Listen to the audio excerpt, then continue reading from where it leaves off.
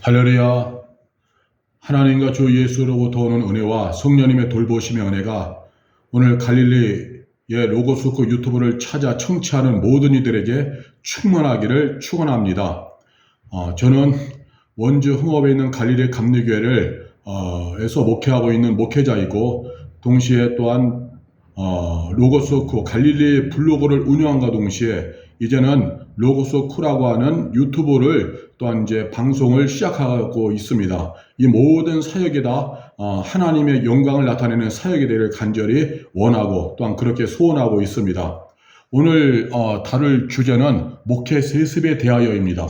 목회 세습이 너무나도 창궐하다 보니까, 넘쳐나다 보니까 이제는 많은 사람들이 지쳤는지 판단을 아예 하지 아니하고 그냥 그러려니 하고 눈 감아주고 그러려니 하고 눈 감아줍니다. 왜냐하면 우리 주변에 한 다리만 건너면은 세습한 교회가 수없이 있기 때문에 그렇습니다. 자, 그럼 목회 세습에 대해서 살펴보도록 하겠습니다.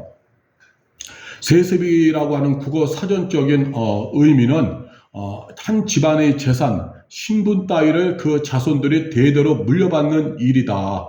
그래서 과거에 왕조시대의 아들이 태자되어 왕위와 더불어 모든 권력과 부귀를 물려받는 것을 세습이라고 합니다. 그러니까 한 집안의 재산, 신분 따위를 자손들이 대대로 물려받는 걸 세습이죠. 왕조시대에 그러했죠. 또 기업도 보면은 자신의 아들에게 부귀와 권력을 물려두는 것이 세습입니다. 자기 아들에게 물려두어 가문의 부와 지위를 끊임없이 유지하려고 하는 것이죠.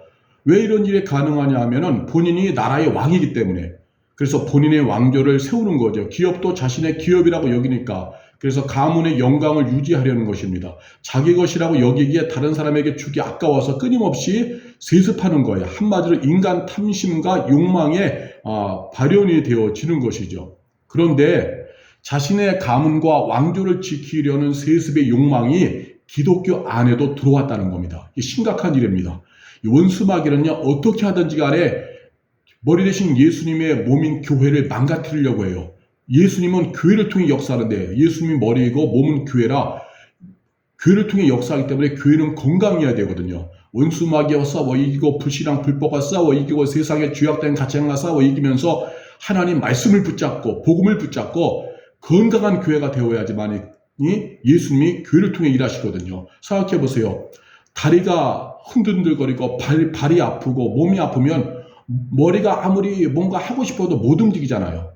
몸살만 걸려도 머리에서 뭔가 어딜 가고 싶어도 그냥 갈 수가 없잖아요. 머리 대신 예수님도 몸인 교회를 통해 일하고 싶지만 교회가 무너지면 예수님이 뭔가 하고 싶어도 할 수가 없는 거예요. 하나님의 뜻을 이루고 싶어도.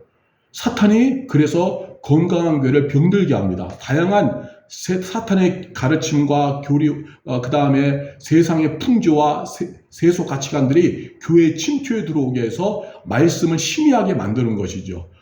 그 여러 가지 것 중에 하나가 사탄의 전술 중에 하나, 전략 전술 중에 하나가 이제 목회 세습이에요. 목회 세습은 아예 치명타예요. 중심을 건드려 버리니까.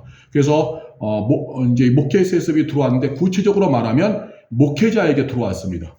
그래서 한 20년, 30년 사이에 크고 작은 세습 열풍이 일어났습니다. 20년, 30년 사이에.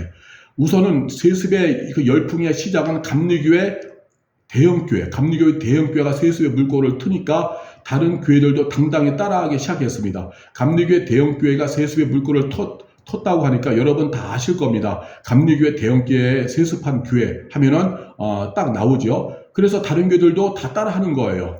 왜냐하면은 그 속내를 들여다보면 자신이 열심히 기도하고 전도하고 헌신해서 교회가 부흥했다는 거죠. 자신이 굉장한 사람이냐 착각하는 거예요. 착각하는 거죠. 예수님이 원래는 머리 대신 예수님이 하신 것이고 성령이 운행하시고 하나님의 통치 속에 이루어진 건데, 은혜로 되어진 건데 굉장히 자신이 슈퍼맨처럼 여기는 거죠. 그렇게 교회 부흥에 자신의 기여도가 제일 높고 지분이 제일 많다는 것입니다. 그러한 타락한 소유의식이 생겨서 남에게 주기 아깝다는 것이죠. 하나님의 주권적인 통치와 나 같은 죄인 써주신 은혜는 찾아볼 수 없어요. 그냥 자기가 왕이고 자기 열심으로 했기 때문에 내 것이다. 그래서 그것을 주기 싫어서 아들에게 물려 자신의 이제 왕조를 세우는 거죠. 한마디로 탐심의 발현이 세습인 겁니다. 탐심의 발현이 세습이에요. 처음에는 모든 것이 주의 은혜로다 고백했었어요. 처음 사역하거나 처음 하나님 일할 때는 모든 것이 주의 은혜입니다. 그런데 부흥하면서 많아지잖아요. 사람이 하나님의 은혜로 많아지잖아요. 성령의 역사로 많아지고 또 하나님의 복을 받아 높아졌고, 그 높아진 권력과 부의 자리에서 변질돼서 어느새 사울처럼 왕노릇하는 거예요. 왕이신 하나님의 통치가 아니라 자기가 뭔가 되어서 됐다고 하면서 자신을 드러내는 것입니다. 종의 의식을 잃어버리고 주인의 행세를 하고 있는 거예요. 너는 네 발에서 신을 벗어버리라. 평생 신 벗은 자로 살아야 돼. 구약에서 종은 신을 신지 않아요. 그러니까 평생 신 벗은 자로 살아야 되는데, 이제는 신을 신는데 메이커 신발, 아주 좋은 신을 신고 내가 주인 행세하는 거죠. 영적으로 그렇게 타락하는 겁니다. 그래서 자기 것이니까, 자기 것이기에 왕정시대의 왕처럼 아들에게 당당히 세습하는 거예요. 누가 뭐라 하고 해도 귀담아 듣지도 않고, 심리와 감리교회는요, 세습 방지법이 만들어져서도 교묘히 피해가면서 세습을 자행합니다. 중요한 것은 그 교회의 성도들이 우민화되어서 담임 목사의 말에 무조건 아멘만 한다는 것이죠. 후임자가 될 아들이 뭐 영어도 잘한다고, 유학도 갔다 왔다고, 뭐 인품도 좋다고, 또 뭐 후임자 될 아들이 아버지 목사의 목회를 보고 자랐기 때문에 교회가 연속성이 있어서 더 좋아진다. 이구동성으로 담임 목사의 야망을 거두어주면서 박수를 칩니다. 그러나 이 세습의 길은 절대 진리인 하나님 말씀을 왜곡하는 심각한 일이에요. 세습하는 목사들을 보세요. 세습하는 목사들이 하는 것은 본인이 구약 성경의 대제사장을 언급하면서 본인이 제사장이기 때문에 세습한다고 해요. 구약의 대제사장이 다 세습했다, 세습직이다. 그러니 본인도 세습하는 거다. 목사는 제사장이기 때문에 세습한다. 이렇게 말해요. 물론 구약 율법 시대의 대제사장은 세습직입니다. 그러나 세습은 대제사장이 죽은 후에 그 옷을 벗겨서 아들에게 입혀주는 거예요. 지금은 신약 시대이지만 그렇게 구약을 언급하면서까지도 억측으로다가 자신의 제사장이라고 하니까 제가 구약 말씀을 통하여서 얼마나 그 잘못된 일인지 밝히는 겁니다. 자, 본인이 대제사장이라고 하는데 대제사장이 아들에게 이제 세습할 때 구약에서는 어떻게 했느냐? 민수기 20장 26절에서 28절의 말씀입니다. 보면은 민수기 20장 26에서 28절의 말씀 읽어보면 아론의 옷을 벗겨 그의 아들 엘르아살에게 입히라. 아론은 거기서 죽어 조상에게로 돌아가리라. 그러니까 아론이 죽으면은 죽은 아론 대제사장의 옷을 벗겨서 후계자인 엘르아살에게 입히라는 거예요. 27절 보겠습니다. 모세가 여호와의 명령을 따라 그들과 함께 회중의 목전에서 호르산에 오르니라. 모세가 아론의 옷을 벗겨 이제 죽는다는 거죠. 그의 아들 엘르아살에게 입히매 아론이 그 산꼭대기에서 죽으니라. 모세와 엘르아살이 산에서 내려오니 온 회중 곧 이스라엘 온 족속이 아론이 죽은 것을 보고 그를 위하여 30일 동안 애곡하였더라. 아론 대제사장이 죽으니까 그 옷을 벗겨서 구약은 세습직이니까 아들 엘르아살에게 입혀서 엘르아살이 이제 후임으로 그것을 이제 대제사장의 직을 감당하는 거죠.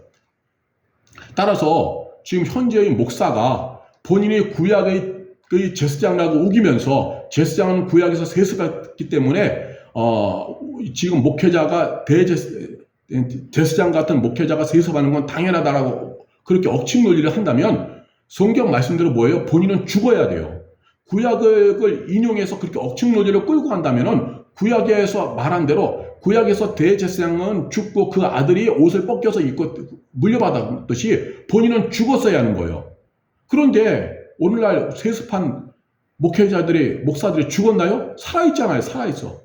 교회로부터 막대한 물질을 여전히 지급받아요. 쉽게 말하면 월급을 여전히 지급받으면서 그 누리는 부와 권력을 그대로 누리고 있어요.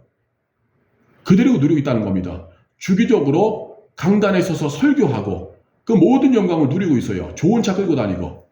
또한 본인이 제사장이라고 하면은 성막시대처럼 에버지 입고 살았어야 돼요. 성막에서 살고 성막은 대형 텐트니까요. 거기에서 살고 짐승을 잡아서 희생제사를 드려야 합니다. 그런데 화려한 예배당에서 아크릴 같은 아주 번쩍번쩍 빛나는 강단 앞에서 아들 목사와 함께 모든 영광을 지금 다 누리고 있잖아요. 완전히 이것은 잘못된 것이죠. 이건 억측 논리고 말도 안 되는 이야기죠. 본인이 제사장이라고 하면서 죽지 않고 살아서 여전히 아들과 더불어서 그 영광을 누리고 있으니. 그리고 더 중요한 것은 구약의 성막 제사법 전리법은요, 예수님이 오심으로 완성되었어요. 그러니까 구약은 그림자이고 신약은 실체이죠. 실체이신 예수님이 오심으로 그림자인 율법은 완성된 거예요. 성전 중심의 율법 시대에서 예수님이 오심으로 말미암아 성도 중심인 성도의 모임의 교회 시대가 열린 거예요. 그래서 구약은 옛 언약 시대, 신약은 예수를 통하여 열려진 새 언약 시대. 새 언약 시대를 세 가지로 표현할 때 복음 시대, 교회 시대, 성령 시대라고 말하는 거예요. 새 언약 시대인 예수님이 오셔서 열어놓으신 새 언약 시대는 교회 시대, 복음 시대, 성령 시대. 구약의 율법인 구약 시대를 완성하신 거죠. 구약은 모형이고 원형이신 예수님이 오심으로 인해서 구약의 율법 시대는 완성되어지고 더 이상 이제 구약의 율법, 하나님의 성결한 방식은 이제는 할 필요가 없어요. 이제 복음 시대, 교회 시대로 열려진 거죠. 그런데 이런 성경을 왜곡하고 비틀어서 자신을 제사장이라고 하면서 세습을 합리화시킨 거죠.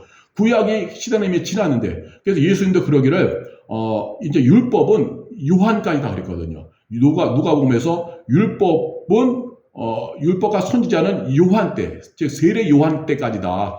그러면 세례 요한 이후 예수님이 오신 이후부터는 복음 시대가 열렸다는 거죠. 그래서 유대인에게 한정된 율법 시대가 예수님 오심으로 말미암아 모든 이방인이 다 예수 믿고 하나님의 자녀가 되는 복음 시대, 교회 시대, 성령 시대가 열린 거예요. 대형교회 세습, 대형교회뿐만 아니죠. 크고 작은 교회도 세습을 이제는 줄줄이 따라서 하니까. 자주 인용하는 것이 목사는 제사장이다라고 하는데 이것은 거짓말이고 비성경적입니다. 목사만 제사장이라고 하면서 구약 시대에 제사장이 세습했기 때문에 제사장인 목사도 세습하는 게 당연하다. 비성경적인 겁니다. 절대 진리인 말씀을 자의적으로 해석하고는 죽을 짓이에요. 구약의 옛 언약과 신약의 새 언약 시대를 구분 못하는 무지한 맹인 인도자입니다. 그 맹인 인도자를 따라가면 다 죽는 거죠. 그래서 구약 시대와 신약 시대는 별개입니다. 구약의 옛 언약 시대, 제사장들이 세습받는 그 시대는 예수님이 오심으로 완성되었어요. 그림자 시대이고 모형 시대는 완성되어졌고 이제 실체요 원형이신 예수님 오심으로 말미암아 열려진 건 복음 시대. 그래서 목사도 하나의 직분일 뿐이에요. 성도 중에 목사의 직분을 받아 교사와 목사 같은 직분을 받아서 한 거지 구약처럼 제사장이 아니다. 그래서 세습하는 것 자체가 구약의 말씀을 인용해서 세습을 합리화시키려는 자체가 억측이고 말씀을 빗나간 비성경적이고 거짓말이다. 이것이 바로 교회 안에 들어온 사탄의 열풍이고 죄악의 열풍입니다. 그런데 우민화된 교인들은 그냥 박수치는 거예요. 정말 교회가 다 안정화되어졌다. 박수치는 거예요. 말씀을 빗나갔음에도 불구하고. 교회 안에는 이외에도 수많은 사탄의 가르침들이 들어와 있어요. 전통이 말씀의 자리에 앉아있고 교회에 어긋난 이상한 율법 같은 질서가 말씀의 자리에 앉아있는 경우도 많습니다. 그 중에 하나가 이제 세습이죠. 세습. 이것을 감리교회에서 이제 목회 세습법, 타 교단도 그렇죠. 목회 세습법으로 막으려고 하지만 막을 수가 없어요. 그냥 통과합니다. 그냥 알게 모르게 진행하고 있어요. 이제 예수님이 오신 신약 시대에는요. 모든 성도가 제사장이에요. 구약과 전혀 다른 개념이에요. 구약에서는 레위 지파에서 아론 지파만이 레위 지파 속에서 아론 지파만이 대제사장과 제사장을 독점했고 세습직이었지만 예수님이 오신 이후부터는 모든 성도가 다 제사장입니다. 그래 목사만이 제사장이고 세습하다 이것은 다 완전히 비성경적이죠. 그것이